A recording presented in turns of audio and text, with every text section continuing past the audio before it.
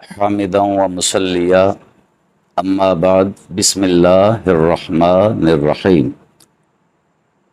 قیامت کب قائم ہوگی اور قیامت کی نشانیاں ہم بیان کر رہے ہیں۔ صحیح مسلم میں حدیث ہے کہ قیامت جمعہ کے دن قائم ہوگی۔ احادیث مبارکہ میں قیامت کی کئی نشانیاں بیان کی گئی ہیں، ان میں سے چند ایک ہم بیان کر رہے ہیں۔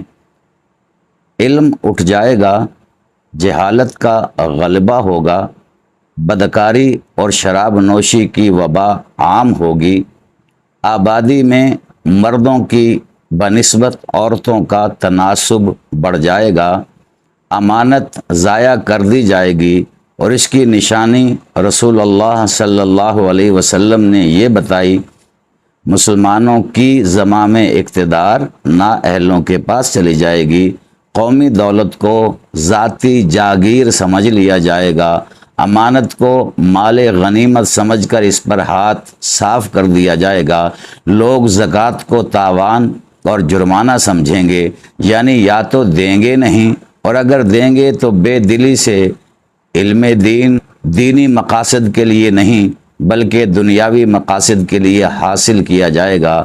مرد اپنی بیوی کا اطاعت گزار ہوگا اور ماں کا نافرمان۔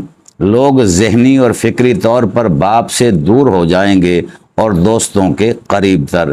مساجد میں لڑائی جھگڑے شور و غوغا ہوگا، بدکار اور سرکش لوگ سردار اور رہنما بن جائیں گے، نہایت کمینہ شخص قوم کا رئیس ہوگا، بڑے لوگوں کی تعظیم ان کے کسی علمی، ادبی اور اخلاقی کمال یا تقوی کی بنا پر نہیں بلکہ ان کے شر کے خوف سے کی جائے گی۔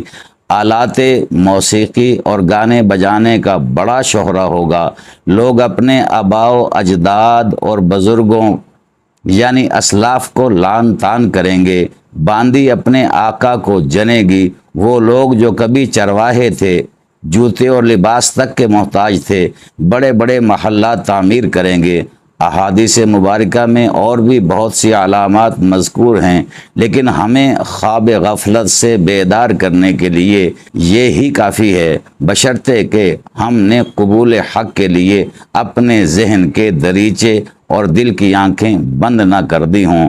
ارشاد باری تعالی ہے، آنکھیں اندھی نہیں ہوتی بلکہ وہ دل بصیرت سے محروم ہو جاتے ہیں جو سینوں میں دھڑکتے ہیں۔